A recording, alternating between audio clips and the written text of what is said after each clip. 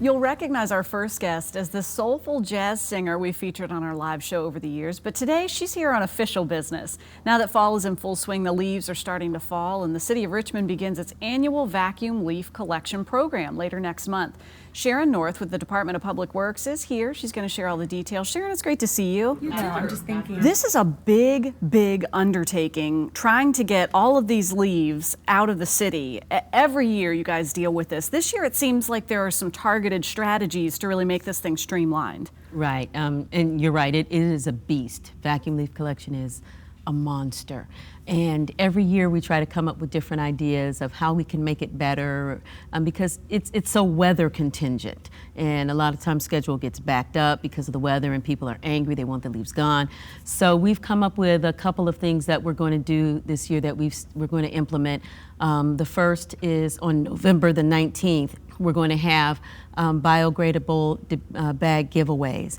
We're going to have one on the north and one on the south, and that's going to give city residents an opportunity to come show their ID, and they can get up to 5 biodegradable bags. And I have a sample of the bags. They're going to look like this, only bigger. This is a smaller version. Okay. And this is your stunt double travel version. Exactly, yes. And they can bag their leaves, and during their vacuum collection cycle in their neighborhood, we'll pick up to 20 bags. Year-round, we pick up to 6 bags. So anytime you put your trash out, you can put out 6 bags, and we'll get them.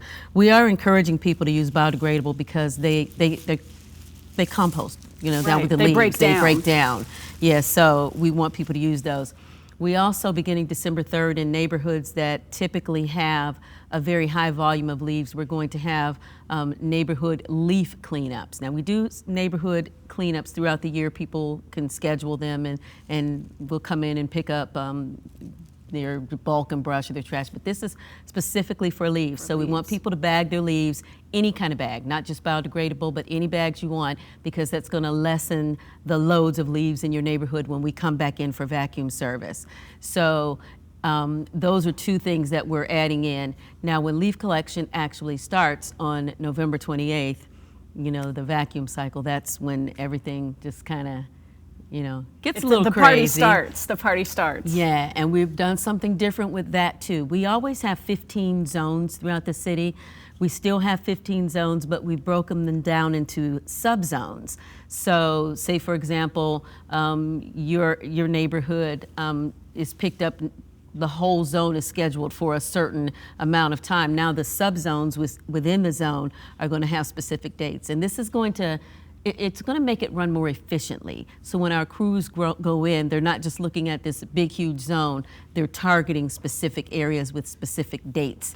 And I would imagine, too, for customer benefit for the city residents, that's helpful because you know when to expect the cleanup to happen. Exactly. It's not this broad definition of the month of whatever. You know that your zone is happening between this particular window, so you have the time to get everything out. You don't do it too early or too late. Right. And you know when to expect it. Because typically, they know the range, but they don't know exactly when we're getting in their area until the signs are posted, for parking and, leaf collection is about to take place.